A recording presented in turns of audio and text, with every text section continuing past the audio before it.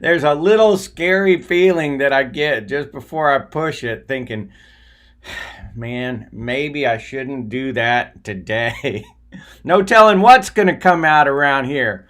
But hey, don't fence me in. Just give me land, lots of land. Good morning. Under starry skies above.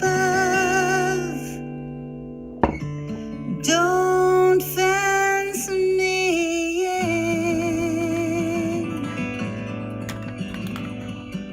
Let me ride through the wide open country that I love. Don't fence me in. I love you. Let me be Love by myself in the evening breeze. Listen to the murmur of the cottonwood trees. Send me off forever, but I ask you, please, don't fence me in. Oh, God, I love that woman. Whoever she is, I really don't exactly know who that is. But she sings that version of that cowboy song so beautifully well. And what is that? What are they trying to say in that tune? Don't put any fences around me. I want wide open spaces that I can roam freely. Just a live human being free on the earth. And that is mentally as well as physically, folks. For Stevie the Guide here, good morning. It is 5 a.m. in Kerrville, Texas. It is right here on the banks of the Guadalupe River. And I'm free streaming. I'm roaming without fences anywhere I want to go. And if you're here, my hope and passion is to somehow help raise the vibration of humanity. And there's plenty enough discouragement about that. We are in an imbalanced place, and I believe that it is in the balance of all things that new answers and higher information can be gained. This sort of loosening of the left brain logical that's so dominant and the raising of the right brain intuitive. And speaking of right brain intuitive, I had the weirdest dream just a little while ago. And if I start this thing at 5 a.m., I'm up before that. And so I usually set my alarm for about 3:30. I often wake up about 3 o'clock. I have the most erratic sleeping patterns. I wonder if I'll ever be able to live with another human being again. Because since I've been single for the last 2.5 years, I just sleep. I eat when I'm hungry, and I sleep when I'm tired. And there seems to be no rhyme or reason about it. But I went to sleep kind of early, about 8 o'clock last night, and I woke up about midnight, and I read some very interesting things for a while. And then I went back to sleep about 2:30, something like that. And I woke up just about 6 or 8 minutes before the alarm went off, right? And because I looked at my phone, and there was about 8 minutes before my little alarm was going to go off at 3:30. And so I went back to sleep, and I had the most elaborate dream, and it couldn't have been more than 8 minutes, but it seemed like really long. It was really elaborate, really clear, and I got to tell you about it. It was the most unusual thing, and so this dream I had here this morning, just a little while ago, I was at some kind of someone's house, and there was some kind of dinner party, cocktail party, some kind of gathering of some kind, and there was people around, and I was sitting in an easy chair, you know, in the living room, kind of by myself, and there were people mingling all about, and over across the room, I saw a woman with a child, a little boy, and she had him by the hand, and he was, you know, wanting to move around. Nobody was really paying attention to him. I could see that they were kind of not paying any attention. And but I looked at him, and it somehow telepathically I connected with this little boy, and so he broke away from his mother, and he came wandering over to see me. And his mother came over and apologized, but somehow there was a communication there with this little boy, and I couldn't really see him. He was clearly impaired. He had some kind of a handicap, and little blonde-haired boy that was, you know, kind of hyperactive and rambunctious, but he was communicating with me at some kind of high level, you know, vibrational, telepathic kind of thing. All right, dreams are strange, you know, but are they that strange? Anyway, the woman was apologetic about her little boy, and I said, no, it's all right. You know, I don't mind, you know, talking to him. I don't mind if he hangs around. So he was sort of hugging on me, and he was trying to get my attention. And he was a little obnoxious, but he was very loving and kind as well. You could tell he had a good heart. And he was telling me things. He was showing me things. There was nothing verbal exchanged between us. But he was communicating high-level intelligence to me, and I could see it, and I could communicate with him without words.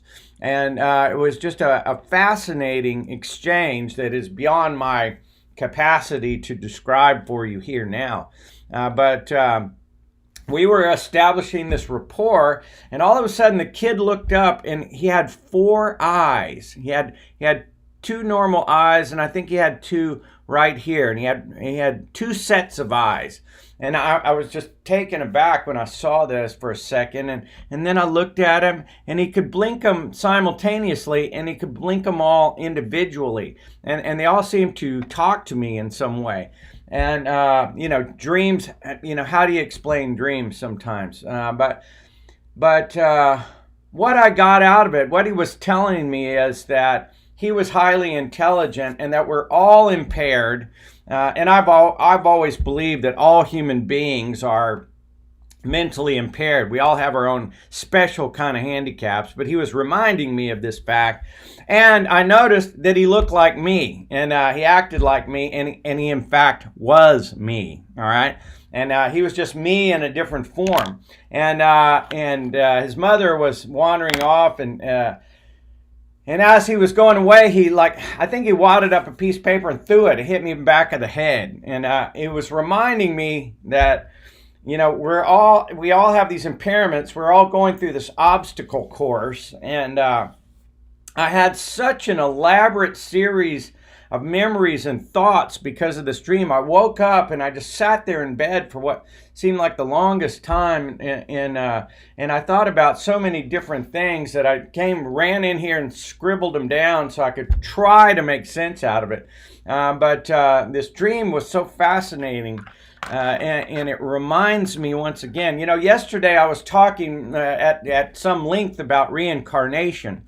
And this notion of reincarnation really does open up a lot of possibility for you if you think about it, because you go through these various lives, like you'd go through the various grades in school, trying to collect different knowledge, and you can't judge people in different grades. You know, if you were a senior in high school and you look back at people in elementary school or, you know, junior high school, well, you wouldn't judge them harshly because they're going through a different grade. And you yourself are going through different stages, and you're not to college or master's or PhD. And so you've got a long way to go too. And so we go through these various stages, and I was reminded of, you know, this, when I became a scuba diving instructor, I think I may have mentioned, the final test to become a PADI dive instructor was to go into this flooded quarry where before you got in the water with all your equipment, they put this piece of tinfoil in your mask. And so they impaired you. They blinded you. Before you went into the water, you had to go scuba diving in the water blindfolded, basically. And that was my final test. And why would they do that? You know, because they know that when you go scuba diving, at some point you're going to have impaired vision. You won't be able to see. And so you're going to have to feel your way through something. And so down in that quarry, while you're blinded, they've got instructors down there who mess with you, who they'll flood your mask, or they'll turn off your air, or they have a little drop net thing they drop on you. See if, and what they want to see is they want to see how you'll behave. They want to see if you'll panic, you know, when you can't see. And so I believe a lot of life, all of life, is much like that. We come into this place with impaired senses, physically, mentally, emotionally, and we have some kind of impairment. Have you ever met anybody? I recently talked to some people that I think are wonderful people, but they seem very emotionally thin, very easily offended, highly sensitive people. And it's not anything negative to do with them. It's just their certain kind of foil in the tin, you know, in the dive mask. Their certain kind of impairment. There, I met physically handicapped people. You know, I got so many thoughts about this dream, and one of the thoughts that came to my mind was way back in 1997. I was in Dallas, Texas, and I got a job with the United Way. I needed a temporary job, and I got this really cool job that I was the speaker coordinator for the United Way. And what I did was I would organize these famous people, the mayor of Dallas, the police chief, some of the Dallas Cowboys, Miss Texas, anybody I could find that might draw a crowd. And I would get them, I would call them up and talk them into speaking at a United Way event. And that way all the donors would come and, you know, donate money, hopefully. And so I got to meet a lot of interesting people up in Dallas. And what I also did too, I worked very closely with the tour coordinator. And what she did was she organized tours of the different United Way facilities all throughout the greater Dallas area. And by the way, let's see, some people showed up. I want to acknowledge, hey, Timothy, yeah, I see you there. Anyway, thanks for showing up. But there I was in Dallas, Texas, taking people to the Lighthouse for the Blind and the School for the Deaf and the various other United Way agencies that we supported. And that way you get donors to go to these places and see where their money goes. And one of the places we went to was the Center for Cerebral Palsy.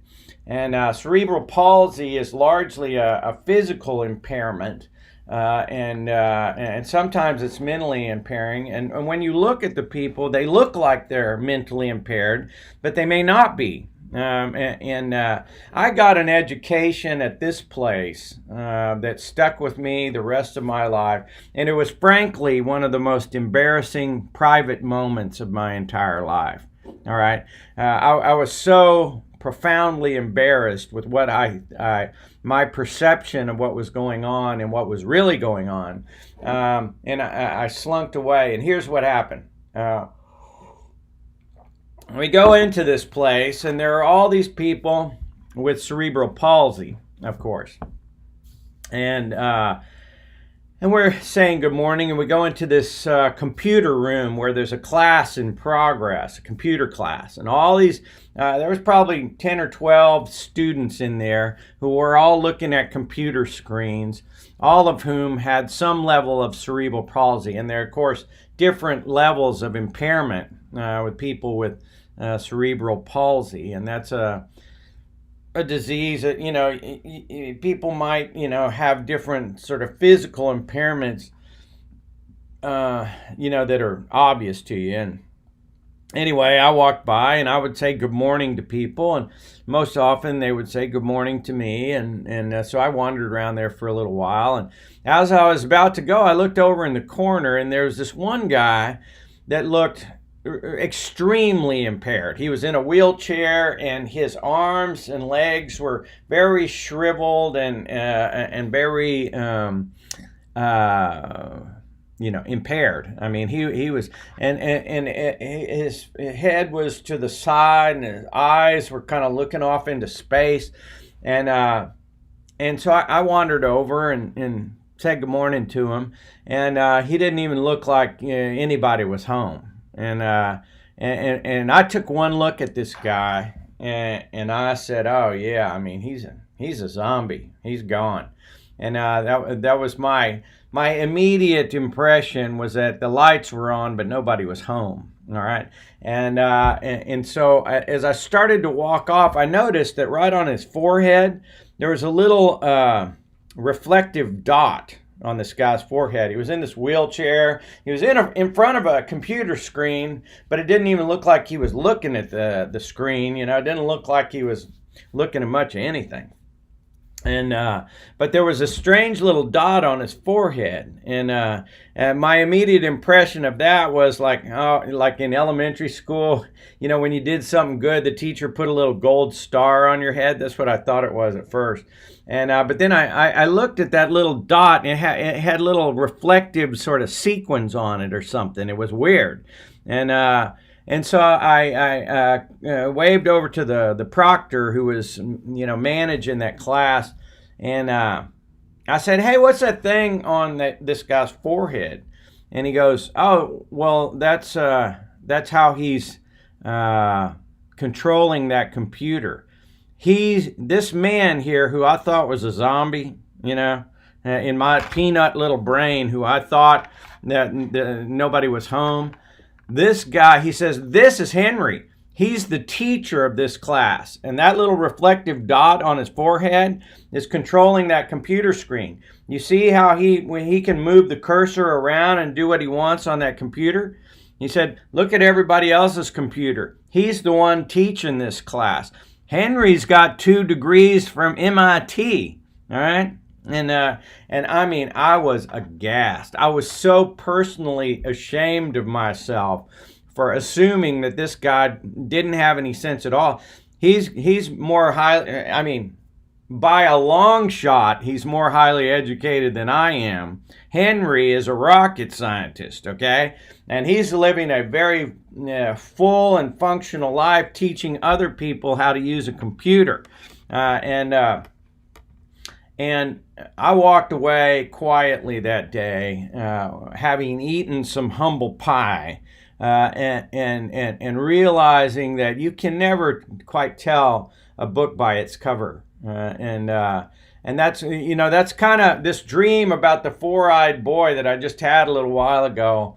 It brings up so many things, and as it relates to reincarnation, you may go through obstacle courses in this life that you can't imagine.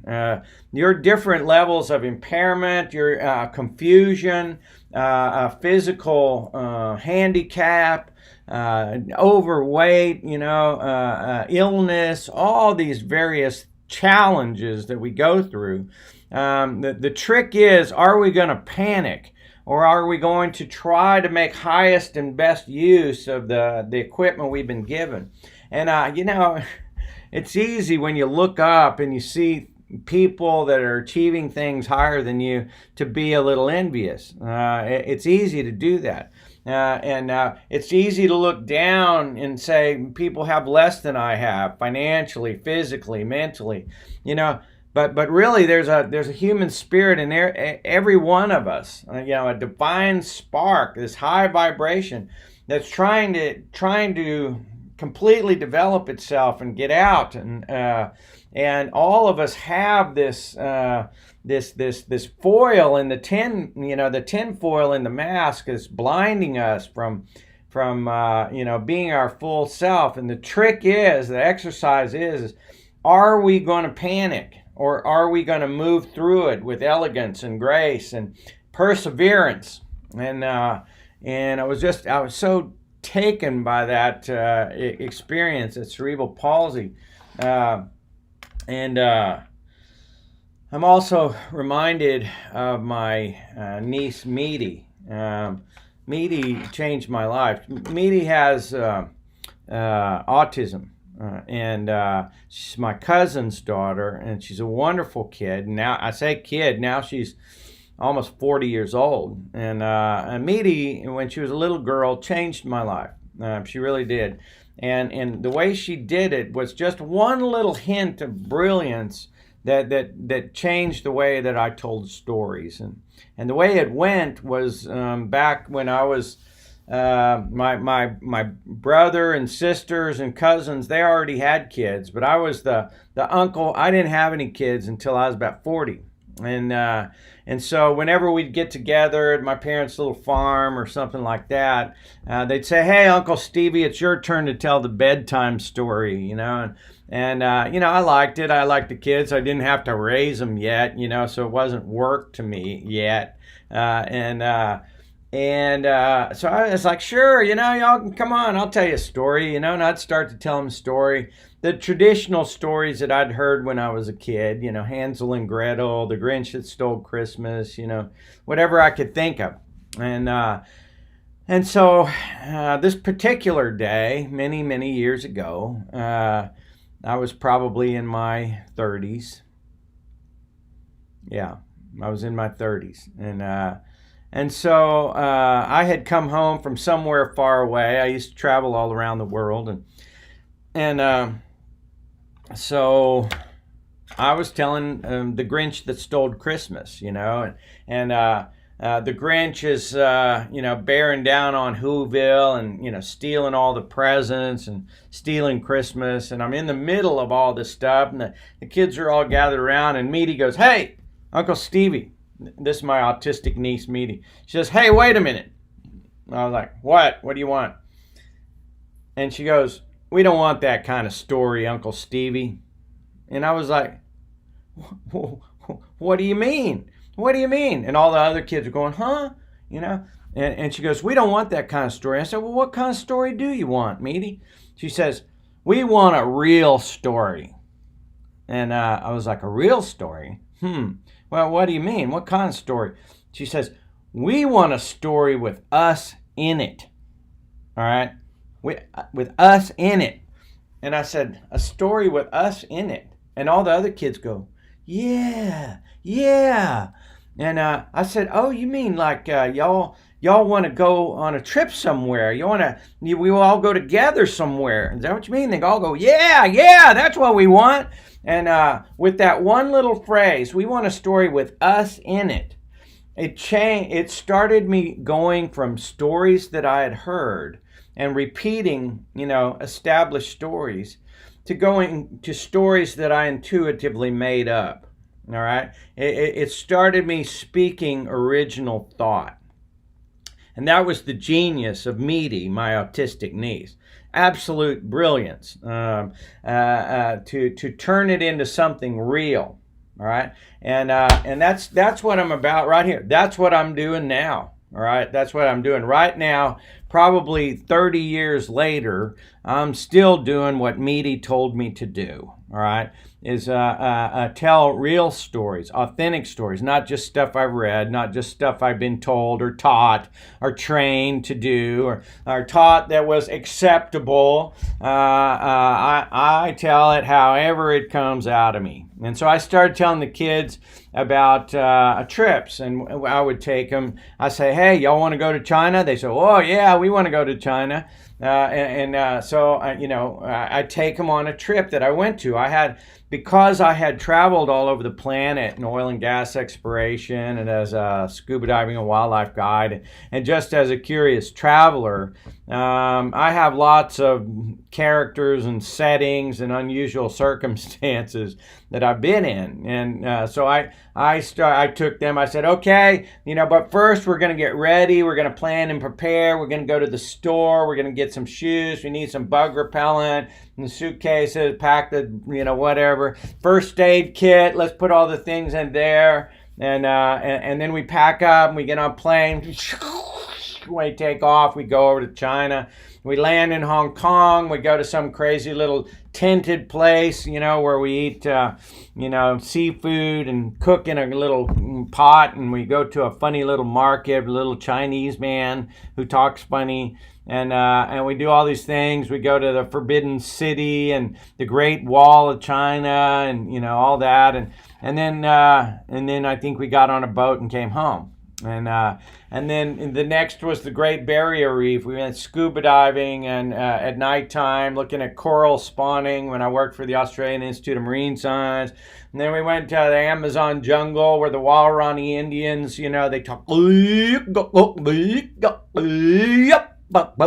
And that's how they talk. And they love that shit. And just coming up with original material was how a impaired person, an impaired child, changed my life, changed how I looked at the world and how I it was the children that encouraged me and made me less afraid of coming up with authentic material, a free streaming out of the right brain instead of following a book out of the left brain. So I credit her. I credit Median. This four-eyed boy that I encountered in my dream this morning, he embodies all those people. The fact is, we write off a lot of people. We write off a lot of people. And oftentimes people who cannot communicate very well in the left brain logical, they're absolutely brilliant in the right brain intuitive. But that's why I call them the most oppressed people group in the world, in the whole world. It's not just in this country, it's on the whole planet mostly, until you get into ancestral tribal culture and primitive culture where they value that more. You realize in shamanic culture and different native cultures around the world, when someone displays a certain kind of behavior that we here in America would deem abnormal or insane or crazy, and what we do with somebody like that is we isolate them away from the group, and then we drug them or treat them like they're sick, and we tell them that they're sick or crazy.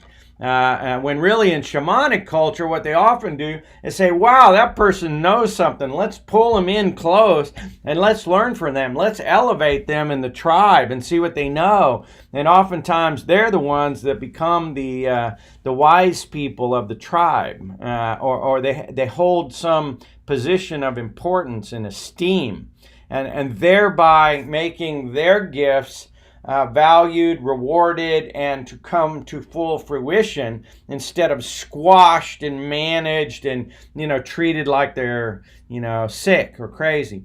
And there are untold mental and intuitive treasures that we have shoved off into our insane asylums and drugged down with our drugs and squashed down with our schools.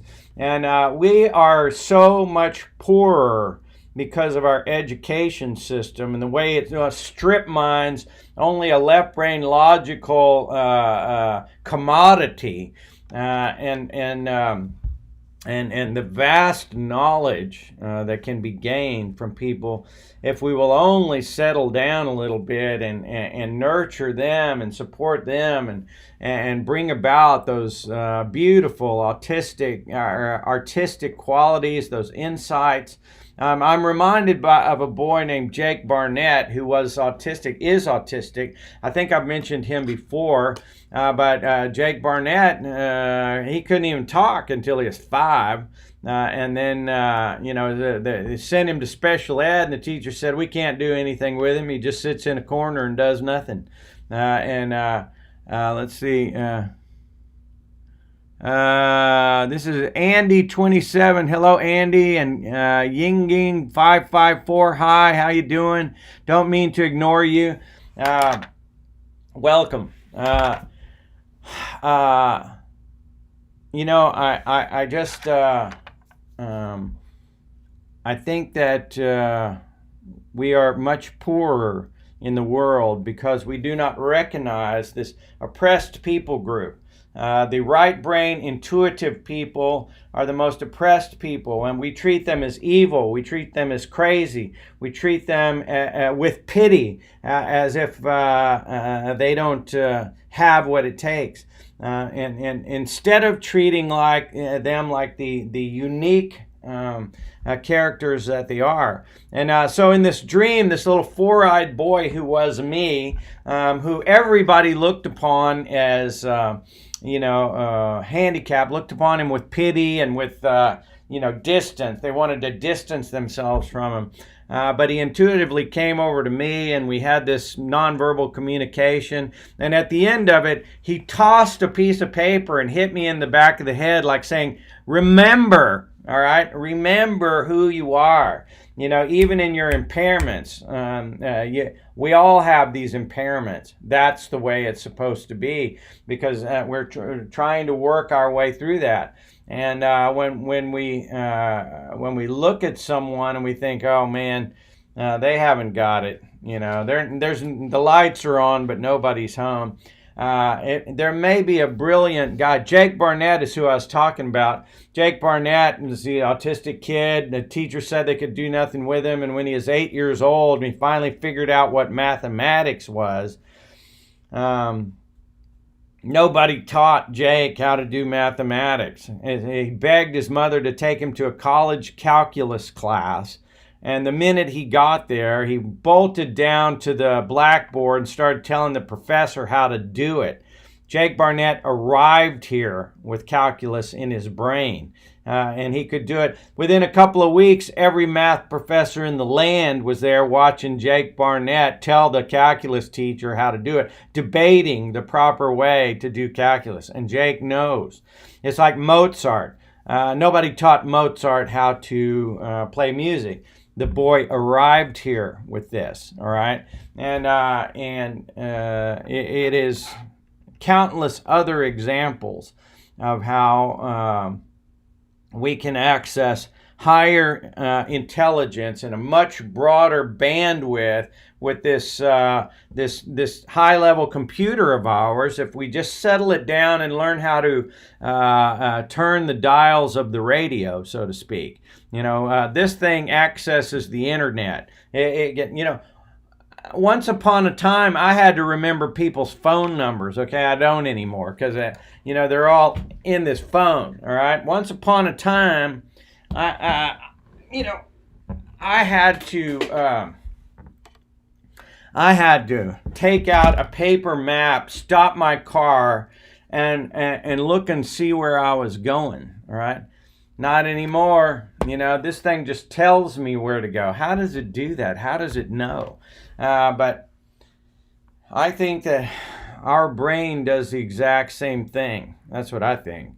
And I think that it is our job in the midst of our impairments to try to bring some balance to our lives, and it is physical as well as mental and emotional. Especially as we get older, it's hard to think properly. The mind and body want to slow down, and you, like General Patton says, the body always wants to quit. The mind has to make the body do things. And every time I go and do a little something with this body, I get a little boost, okay? And I realize now if I don't keep doing that, I'm going to just settle down into atrophy and physically and mentally. And so what I'm saying to you is if you want to keep the batteries of that radio charged up, you got to do something physically. You got to do something nutritionally. And it's not like you got to go join a gym, but this concept of Kaizen, small incremental changes make big improvements. And a meditation practice that loosens this left brain logical. And I say this all the time because I'm talking to myself. these things are important. If you want a good sports car, you got to maintain it. You got to check it. You got to run it. That motor's got to run. That motor's got to have good oil. It's got to have a tune-up and fire correctly, and it'll run a long time if you do that. All right, but there's, I'm just fascinated, and it goes back to this fascination I have with ancient culture, and who were these people that could build pyramids aligned with the stars, aligned with true north? Who were these people that could build pyramids of such great engineering and replicate versions of them in all parts of the world? When you get to looking around, this ancient culture that could build things like pyramids is all over the planet. And it is my firm belief that these people could travel around at will, not just in the ocean or over land. I believe they could fly. I believe that they had communication just like we do. I believe they had what we have and more. All right, and so who was this race of people? How did they do what they did? And if you don't know enough about the ancient ruin sites of this planet, go have a look anywhere on YouTube. I happen to have lived in Peru for 5 years, and the nature of my job was running around the Andes Mountains looking at these unexplainable structures. And so who were these people? How did they do this? And what is our relationship to them? And where did they go? All right. Some might say that I've been watching the Ancient Alien TV show too much, but the fact of the matter is, whether you believe all that or not, the Ancient Alien TV show makes a hell of a good presentation, and they'll take you all over the world and show you all these different examples of unexplainable things. And when you get to digging around, you look at all the episodes of that show, which I have not, but they'll take you to everywhere they can find. There are pyramids everywhere. There's, giant megalithic stones, precision cut, lifted to high elevation and placed with precision, with such precision that you can't even get a piece of paper in between. No cement, no mortar, built in such a way that they're earthquake proof. And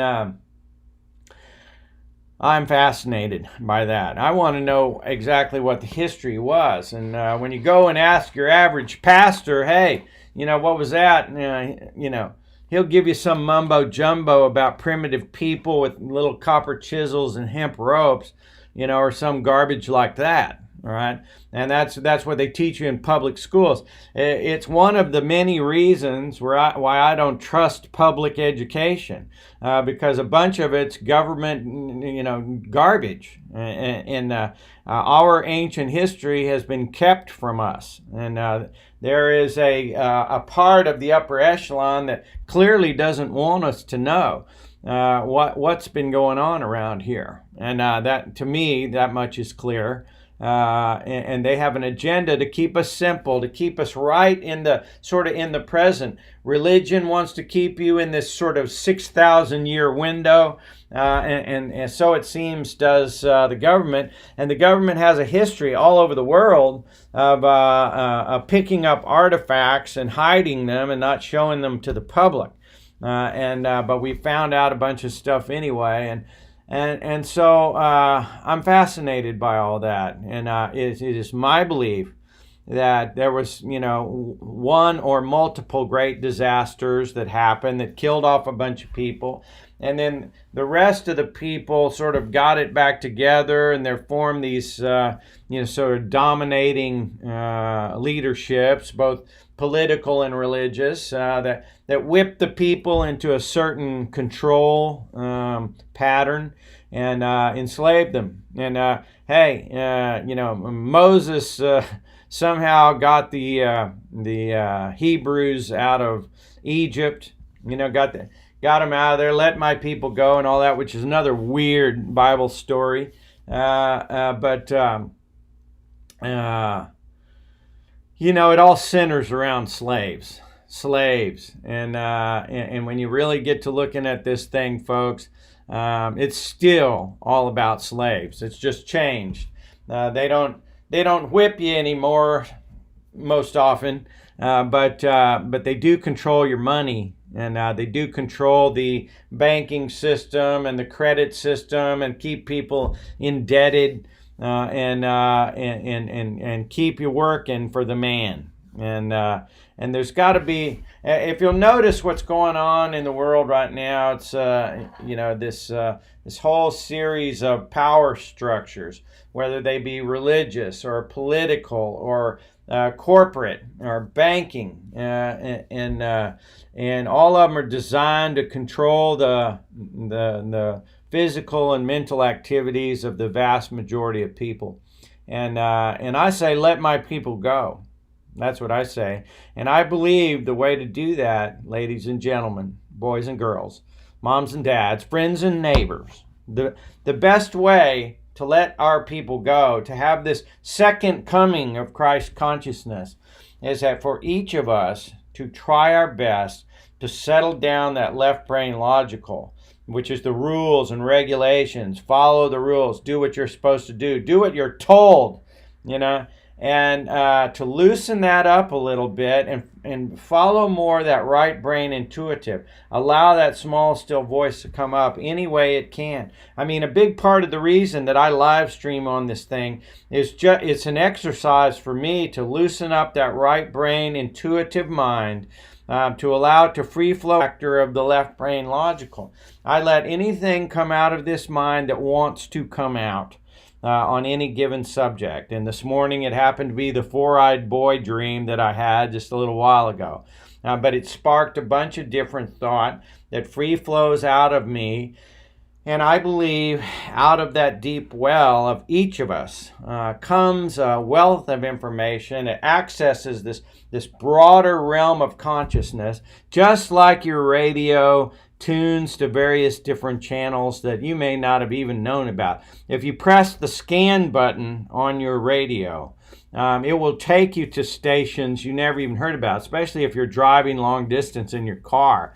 You will reach out to all different sources of information that's as the scanner moves around and checks things out. I believe your brain works that way too. But if it is constantly stuck on one or two channels, and that's all you're allowed to listen to, guess what? The people who control those radio stations are basically just inputting whatever they want, and that's how you think. And that's part of the reason I believe there's so much conflict in the world, is that people get stuck on a Republican radio station or a Democrat TV station, or they get stuck on a Baptist or a Catholic or a Islamic station or whatever it is, and that's the one they stick to instead of pressing the scan button and absorbing the whole picture here. And I believe it is in that access to a higher state of consciousness, and that will make us realize that we are all part of this whole collective, and that we need not fight with each other. I love that line from Ronald Reagan years ago. He was talking about the conflict in the world, and he said something to the effect, Ronald Reagan, the president, he said something to the effect that if a spaceship landed on the White House lawn tomorrow and we became aware that there was a whole alien race that might be threatening to us especially, how quickly humanity would drop all their petty grievances and pull together and become one, and we all live on this one piece of real estate. I've been a real estate broker here in Kerrville, Texas, and elsewhere for many years. It's how I've survived in my little slave race, and when it comes right down to it, there's only one piece of real estate here, all right? It's the planet Earth, and we're all the owners. If you live here, then you're part of this fraternity, all right? And ever since I was a small boy, I had a concept that I was an earthling, not a Houstonian, not a Texan, not an American, but an earthling. And as I moved around the planet, I took great pride in considering myself a part of this global family. And that's, I got a little lost, frankly, in waving a flag for various reasons, religious, political, and so forth. It's easy to get lost in a group. It's really easy because, you find the embrace of a group, and that's, hey, we believe this way, and it's us versus them, and all of a sudden you're embraced, and there's a sense of intimacy, of being part of a tribe, and that's a primal thing that we have, to belong to a tribe, but that is such a double-edged sword, because it's always the tribes. People aren't bad. It's the leaders of tribes that tend to be bad, and they're the power-hungry people that want to create wars and conflict and make a distinction between us and them. And somehow, I can't pick up a gun or join an army and solve that problem. I mean, we've spent trillions of dollars over the course of my lifetime trying to fight people and win the war. Ain't gonna happen. Ain't never gonna happen that way. What's got to happen, in my opinion, it starts at home with you. And they say you are one small part of the universe. You are a drop of the ocean, and therefore you are the ocean. All right. And so if you are in fact part of this, if you are in fact a son of God, and you are one of the children of God, means that you are an heir. You are endowed with those godlike qualities. You have a role on the grand stage to play, and your thoughts and your actions all contribute to that sonata, that symphony, which is humanity. Then it starts right. It is actually important that you get a hold of the way you think. And this is easier said than done, folks. I know. Because I have a chattering little monkey mind. It's aggressive, it's prejudiced, it's not politically correct, it's profane. This little chattering monkey mind, especially in this left brain logical, it is not fair sometimes, selfish, fearful, angry, all those things. And it's really, when I settled that left brain logical all the way down, it doesn't happen very often, frankly. When I sit down to meditation, even though I try, oftentimes I don't find myself all the way down in the stillness. I find myself worrying about what's going to happen today or what happened yesterday. But once you settle yourself down, at least once I settle myself down, then that right brain intuitive has a chance to come out and to speak to me a little bit, to access that higher realm. And it's in that balance. Got to have the left brain logical. It's what gives you forward drive, and you set goals and accomplish tasks with that left brain logical. But the right brain intuitive is from where you get the inspiration and the deeper knowledge, and that most often includes love, love of self, love of neighbors, love of this planet. Love comes from the right brain intuitive, the heart center. It's actually in the balance, I believe. Once a balance is reached between the left and right brain, it opens up that powerful electromagnetic heart energy that shoots a beam up there that affects all other people around you, and they can feel it. They can feel it. And you don't have to speak it. When you're full of love and kindness and goodness, people sense it in you, and there's a wonderful growth that happens in you, and there's a youth that happens in you that keeps you young, keeps you fresh, keeps you positive, and so good nutrition, good physical fitness, good meditation practice, all these things contribute trying your best to reach out of your private little life and share love with people and say something like I always do. Hey, have I told you that I loved you today? You know, reach out to somebody that looks downtrodden, looks like their vibration is low, right? Those people oftentimes are the ones that are starved for some type of encouragement or affection. And when you say things like that, even though you may take a risk of rejection, it not only raises their vibration, but in the process, it raises yours. Now, when you deliberately share love, when you deliberately volunteer your time to help someone, we all go through this impairment. My four-eyed little boy dream reminds me that I am a four-eyed little boy. I am impaired. I am autistic. I am Down syndrome. I am, cerebral palsy. I am all those things. I am impaired. I have a foil inside my dive mask, and I cannot see properly. All right, but I have to feel my way. All right, your blindness, my friends, it comes from a confusion in the left brain logical. That's where your blindness comes from. And it is only in allowing that right brain intuitive to come forward and offer you a sense of your surroundings, to feel your way through rather than just to think your way through. And tune your radio, your radar, to be able to navigate this situation properly.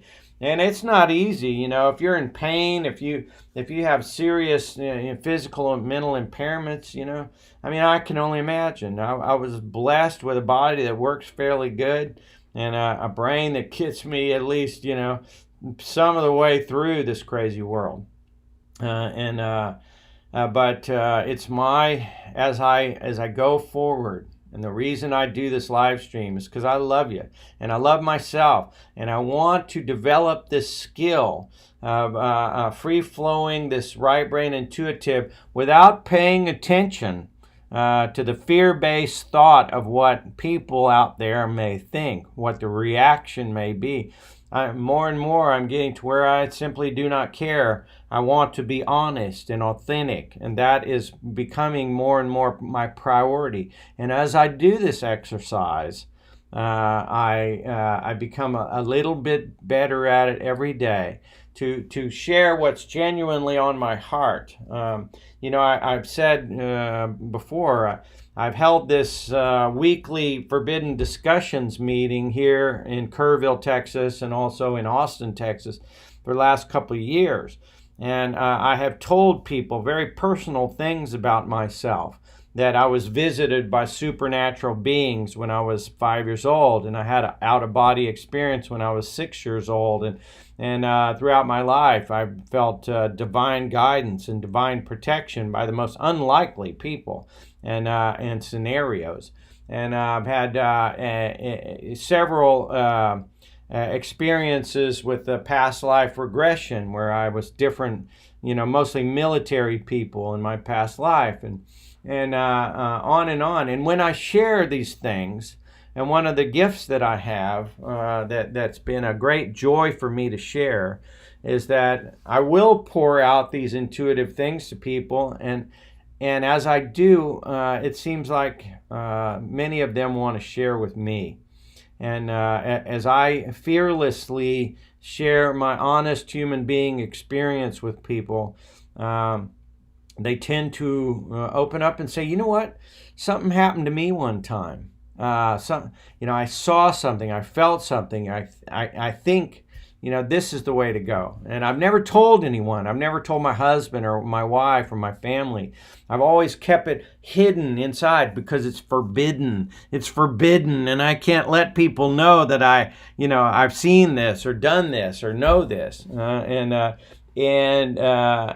what are we going to learn from you if you don't share it with us? What are you going to learn from me if I'm so afraid of what you'll think that I cloak myself in this garment called normal? I'm normal, and I want people to think I'm like them because I don't want to be ostracized from the group. I don't want them to label me as crazy or weird because that's painful to me, all right?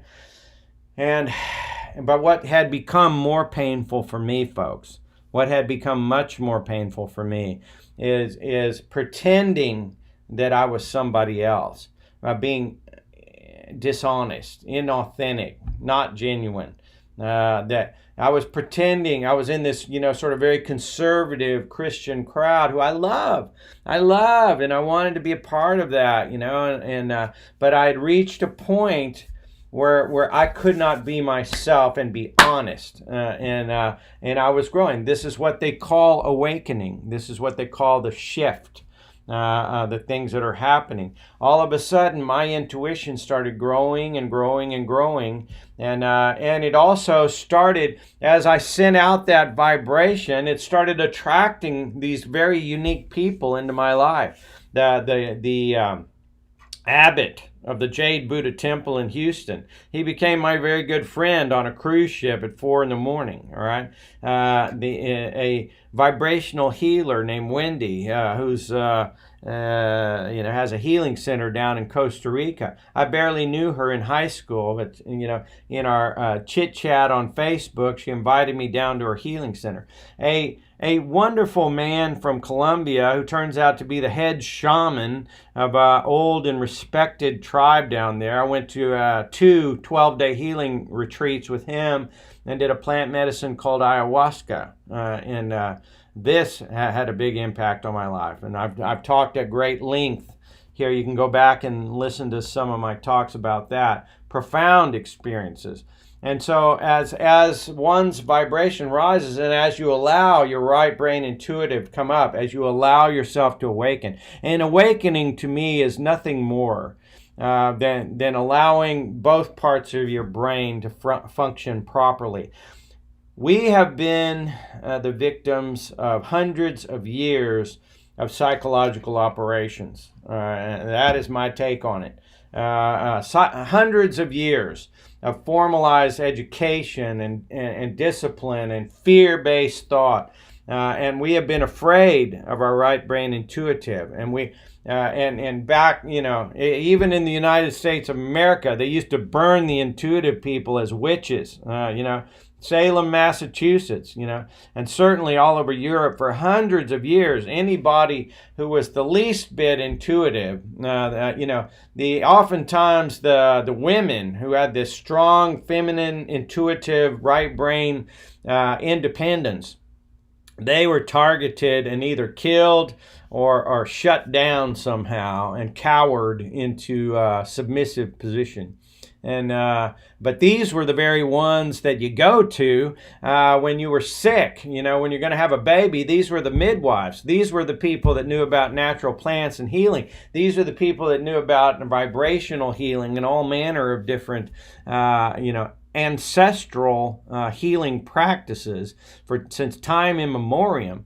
But when the corporations moved in, corporate religion, corporate pharmaceutical, corporate, everything, then all of a sudden we're shoved into these laws and rules that, and basically had a gun pointed at our head. It's amazing what you can do with people at bayonet point. But the human spirit will not be squashed, okay, not for long. And now it is coming back more and more to a balance of the left brain and right brain. And I encourage you. I rolled now for an hour and it's almost 6 o'clock. And it's funny how time stands still when I allow my right brain to flow. I never get bored doing it. And I was quite frightened to start this. It took me months to turn on this live stream. But now I've done it for 52 hours. Tomorrow will be my 53rd hour of doing this. And I got to tell you, it's like going to the gym. It gets easier. And all of a sudden it gets more fun and you start feeling better. And less fearful about what anybody's going to think. And I've heard it said that one of the most liberating things that you can do is stop caring so much about what other people think. and start being your authentic self. And that's what I'll leave you with today. No matter what your impairment is, no matter what foil is stuck in your mask, everybody has a four-eyed little boy in them, maybe. And anyway, I encourage you to work through your particular impairment and find that balance between the left and right brain. Rise your vibration a little higher, and do what you can, because it's not just for you, it's for everybody else too. I love you, and I'll talk to you tomorrow. This is Stevie the Guide here on the banks of the Guadalupe River in Kerrville, Texas. It's 6 a.m. Have a great day. I love you. Bye-bye.